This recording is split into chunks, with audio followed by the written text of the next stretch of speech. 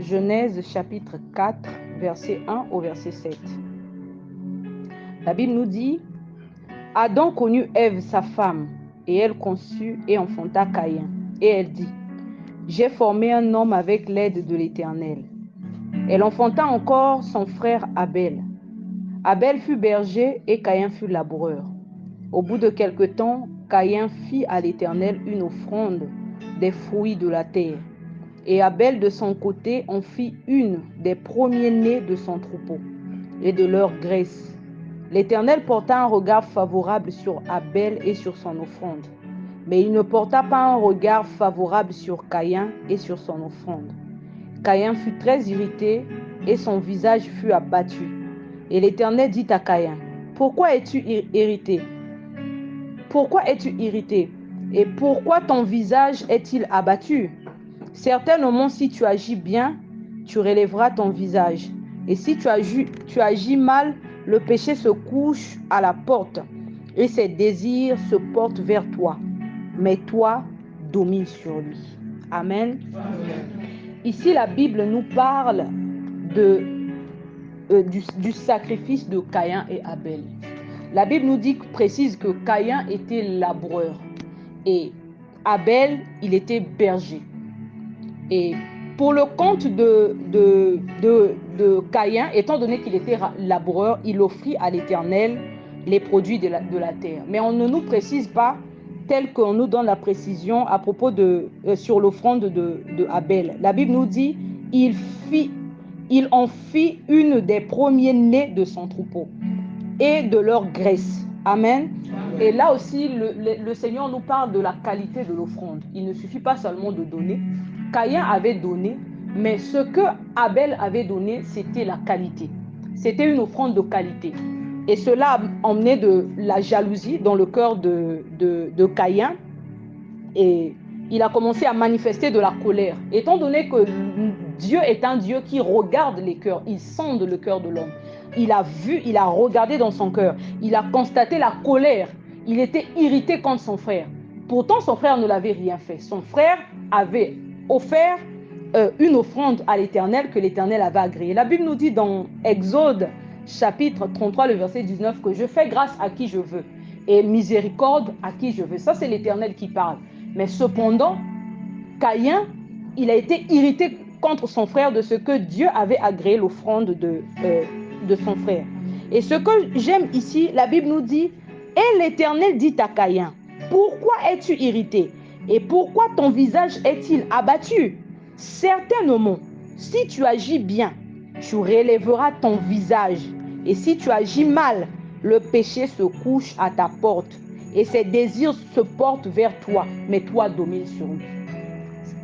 L'Éternel est en train de reprocher à Caïn les sentiments qu'il avait, qu'il ressentait vis-à-vis de son frère. Dieu avait déjà remarqué qu'il avait de la jalousie. Il avait ressenti de la jalousie après que l'Éternel ait agréé l'offrande de son frère Abel. Et Dieu le fait remarquer que détourne-toi. Ce que Dieu voulait lui dire, c'était de se détourner, de changer, de revenir en lui-même. Parce que Dieu avait remarqué qu'en lui, il y avait de la jalousie. Dieu avait remarqué en lui de la colère. Et l'Éternel lui dit, certainement si tu agis bien, tu relèveras ton visage. Si tu agis mal, le péché se couche à ta porte et ses désirs se portent vers toi, mais toi domine sur lui. La Bible nous dit que dans 1 Corinthiens, chapitre 10, le verset 13, aucune tentation ne vous est parvenue qui n'ait été humaine. Et Dieu qui est fidèle ne permettra pas que vous soyez tentés au-delà de vos forces. Amen. Il dit, avec la tentation, il préparera le moyen de vous en sortir. En chacun de nous se trouve une force. La Bible nous dit que Dieu ne permettra point que nous soyons tentés au-delà de nos forces. En Caïn, il avait la capacité de ne pas tomber. En Caïn, il avait la capacité de résister à ce sentiment de colère, à ce sentiment peut-être de jalousie qu'il avait à l'égard de son frère. Et moi, je voulais faire un témoignage, mais je me disais toujours que ce témoignage-là allait peut-être parler à quelqu'un. Au fil du temps, j'ai appris à aimer les gens qu'au départ, je n'aimais pas. Et c'est là que je me suis rendu compte qu'en chacun de nous, nous avons la capacité de dominer sur le mal. Nous avons, nous, en chacun de nous, la capacité de prendre le dessus sur des sentiments où tu reconnais que ça n'honore pas Dieu. Même si tu ne le sais pas, tu te dis que je ne pourrais pas. Un tel m'avait fait ceci, je ne vais jamais le pardonner. Mais en toi, en réalité, tu as une force. Tu as la force. Dieu est en train de lui dire que tu peux. Certainement, si tu agis bien, tu relèveras ton visage. Et si tu agis mal, le péché se couche à ta porte. Et ses désirs se portent vers toi. Mais toi, domine sur lui. Dieu ne pouvait pas lui demander de dominer s'il n'avait pas en lui la capacité ou encore la force de prendre le dessus sur ses sentiments.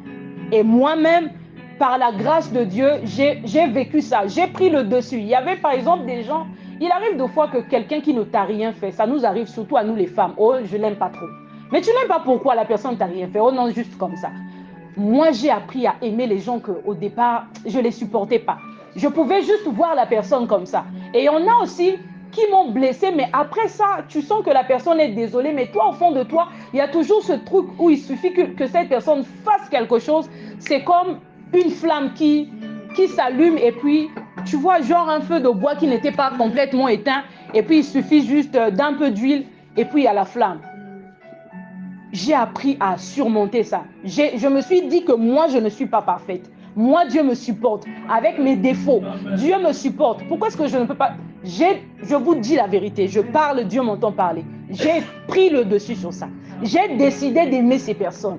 Et il y a même des gens qui savaient que un tel m'avait fait ceci. Après, la personne te dit, j'ai dit, moi, je ne suis pas parfaite. Donc, étant donné que moi, Dieu m'a pardonné, Dieu voit ce que les hommes ne voient pas. Ce que moi, je fais que les autres ne voient pas, Dieu voit. Mais cependant, il me pardonne. Cependant, il m'accepte.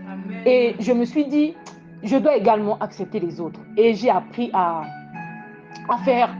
à laisser derrière moi ce qui était passé, je me dis, c'est passé. Et même lorsque ces personnes-là, après, malgré ça, continuent, moi, j'ai déjà décidé, je me dis, j'ai déjà pris la décision de les aimer et donc, je n'ai pas le choix, je ne peux que les supporter.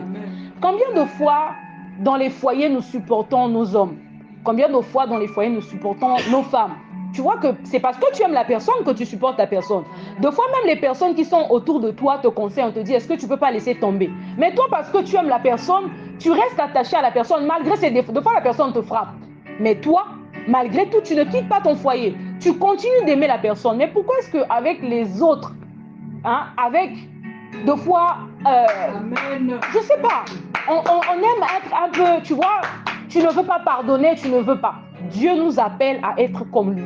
Et Dieu, il voit tout ce que nous faisons que les hommes ne voient forcément pas, mais cependant, il nous accepte. Cependant, il nous aime. La Bible nous dit qu'après que Adam et Ève aient péché, Dieu leur a fait des vêtements. Dieu leur a fait des vêtements.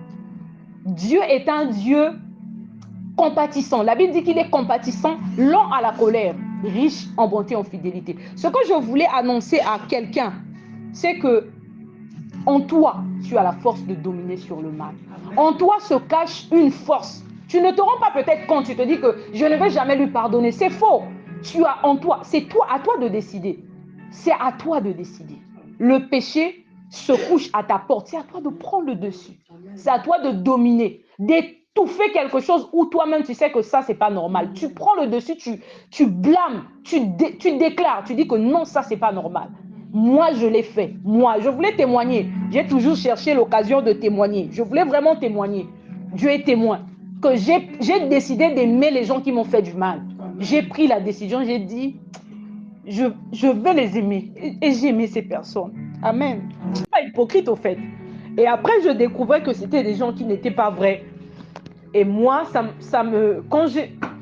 et après, ça m'a refroidi, ça m'a attristé. J'étais vraiment brisée. Et je commençais un peu à éviter les gens. Et au fur et à mesure que on vient à l'église, par la grâce de Dieu, le pasteur prêchait. Et quand il prêchait, je me disais que Dieu me parle. Je me disais que Dieu me parle et je saisissais, là où je sentais que c'était Dieu qui me parlait, je saisissais cette parole-là. Et j'ai pris la décision. J'ai dit à Papa Morel que je prends la décision d'aimer ces personnes. Je prends la décision de les aimer malgré leur mauvais caractère, malgré tout le mal qu'ils m'ont fait. Je décide de les aimer. Et les personnes qui me voient avec ces personnes aujourd'hui se disent, ah, mais toi vraiment, tu nous parlais ici, un tel m'a fait ceci, c'est encore toi qui vas vers un tel. Et moi je leur répondais, moi aussi je ne suis pas parfaite, moi aussi j'ai des défauts, Dieu me supporte. Et c'est comme ça que je répondais. Et on va également lire dans Juge chapitre 6. On va commencer du premier verset au verset 16. Du premier verset au verset 14. La Bible nous dit, les enfants d'Israël firent ce qui déplaît à l'Éternel. Et l'Éternel les délivra entre les mains de Madian pendant 7 ans. La main de Madian fut puissante contre Israël pour échapper à Madian. Les enfants d'Israël se retiraient dans les ravins des montagnes, dans les cavernes et sur les rochers fortifiés. Quand Israël avait semé, Madian montait avec Amalek et les fils de l'Orient, et ils marchaient contre lui. Ils campaient en face de lui et détruisaient ses productions. Bon, je n'ai pas besoin de tout lire, je crois que chacun pourra commencer dès le début pour comprendre. Moi, c'est le verset 14. La Bible nous dit, l'Éternel se tourna vers lui et dit, va vers Gédéon. L'Éternel se tourna vers lui et dit, va avec cette force que tu as et délivre Israël de la main de Madian. Ce que je voulais dire, c'est que je voulais appuyer la parole de tout à l'heure, que en chacun de nous se cache une force. Peut-être que tu n'as pas encore découvert la force que tu as à l'intérieur de toi, la capacité ou encore le pouvoir, ce que tu peux manifester. Tu n'es pas peut-être au courant de ce que tu peux faire, mais je te dis la vérité, en chacun de nous se cache une force. En chacun de nous se trouve une force. Gédéon n'était pas conscient de qui il était. Mais ici, le Seigneur lui fait remarquer, il dit, va avec la force que tu as. Et il est surpris, il ne le croit même pas. Dieu lui dit, va. Si Dieu lui dit, va avec la force que tu as, c'est parce qu'en lui se cachait une force. Ce que je voulais annoncer à chacun de nous aujourd'hui, c'est que en toi se cache une force. Prends juste le temps de prier, demande à Dieu de te révéler. Tu as peut-être en toi la capacité de faire de grandes choses. Moi, la première des choses qui m'est venue à l'esprit quand je parlais avec le pasteur des choses qui viendront après, je me disais, Seigneur, donne-moi un cœur de serviteur, donne-moi un grand cœur. C'est ce que j'ai demandé en premier à Dieu. J'ai dit, donne-moi la force la capacité de supporter au fait. Parce que Dieu nous appelle à un enfant de Dieu. C'est quelqu'un qui en lui a la capacité de supporter les autres. C'est quelqu'un qui a en lui la capacité de je ne sais pas comment appeler ça. C'est comme un père au fait. Aujourd'hui, tu peux porter ton enfant, même s'il chie sur toi, tu ne vas pas le rejeter parce qu'il a chié sur toi. Tu vas juste nettoyer, tu vas essuyer. Et c'est ce que moi j'ai demandé à Dieu. Amen. Je vous dis la vérité. Papa Morel sait. Et quand je demandais, je pleurais. Je pleurais, je dis, Seigneur, donne-moi ce cœur. Amen. Amen. Et je vous dis la vérité. Dieu nous écoute. Et il y a quelque chose que j'ai remarqué après avoir fait cette prière, c'est que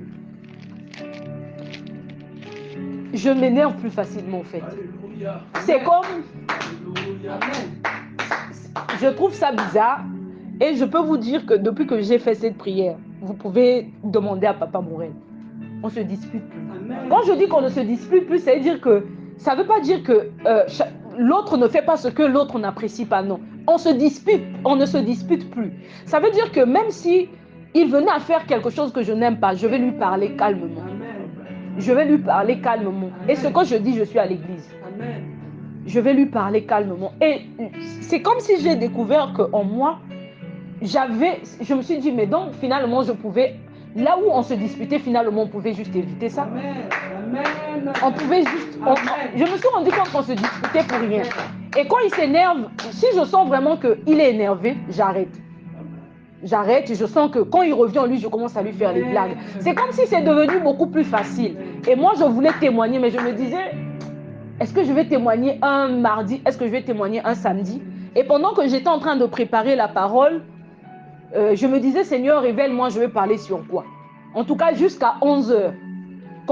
je méditais, hein. Hier j'ai médité, c'est pas pour me vanter, Dieu m'entend parler. J'ai fait toute la journée en train de lire la Bible, toute la journée.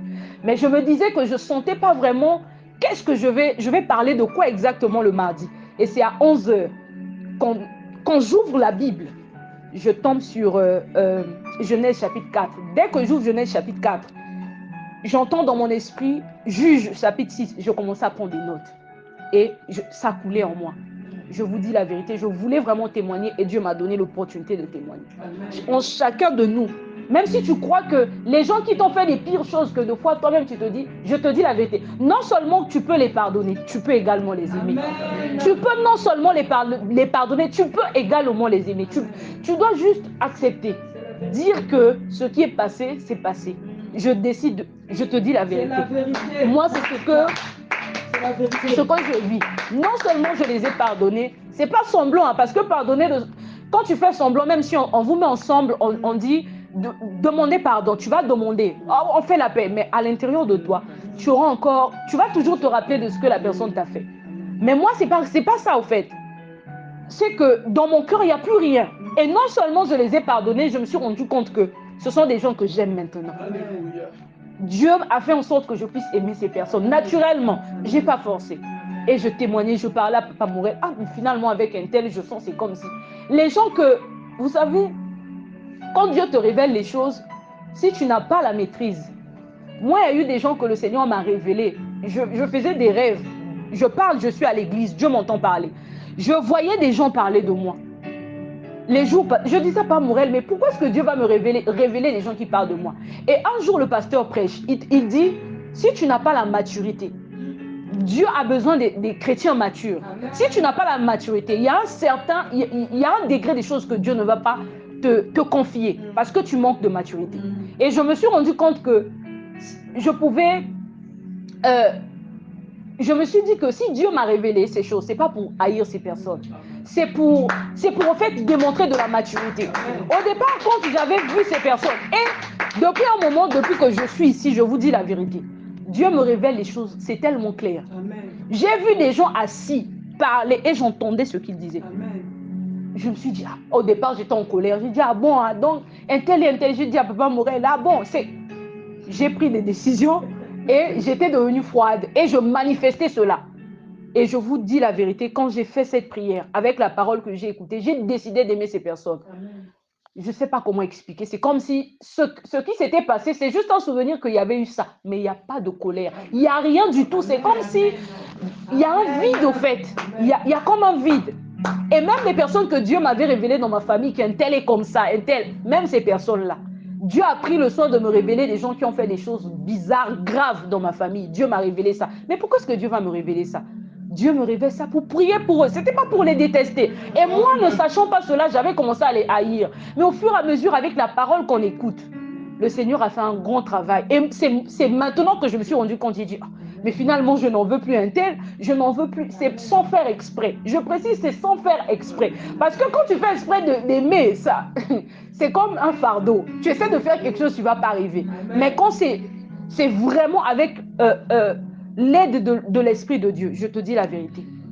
Dieu a dit à Caïn que domine sur lui. S'il n'avait pas la capacité de dominer, Dieu n'allait pas lui demander de dominer. Dieu dit, la Bible nous dit que Dieu ne permettra point que tu sois tenté au-delà de tes forces. Avec la tentation, il préparera le moyen de t'en sortir. Toi, tu peux décider. Amen. Je veux parler à quelqu'un. Tu peux prendre la décision d'aimer les pires personnes. Les gens qui t'ont blessé, les gens qui t'ont fait du mal. Tu peux non seulement les pardonner, tu peux également les aimer. Amen. Amen. Et c'est pas pour rien que le Seigneur dit aimez vos ennemis. Il te demande également, il te demande non seulement de pardonner, il te dit si tu présentes ton offrande devant l'autel et que là tu te rappelles que ton frère a un problème contre toi, laisse là ton offrande. Ton offrande, ça peut être la prière que tu fais. Il y a quelqu'un de fois qui n'est pas exaucé simplement parce que tu négliges. Tu te dis que de toutes les façons, la personne en question aussi ne prie même pas. Dieu ne précise pas que tu dois aller faire la paix seulement à une personne qui prie, non. Il te demande de faire, la Bible dit s'il est possible, soyez en paix avec tous les hommes. Soyez en paix avec tous les hommes, pas seulement avec les chrétiens, pas seulement avec ceux de ta communauté, avec tout le monde, même avec un musulman. Tu dois être en paix avec tout le monde. Et Je bénis le Seigneur parce qu'au travers de cette parole, il m'a donné l'opportunité de témoigner parce que je me disais comment je vais dire ça. En toi, tu as la force, tu as la capacité de pardonner. Amen.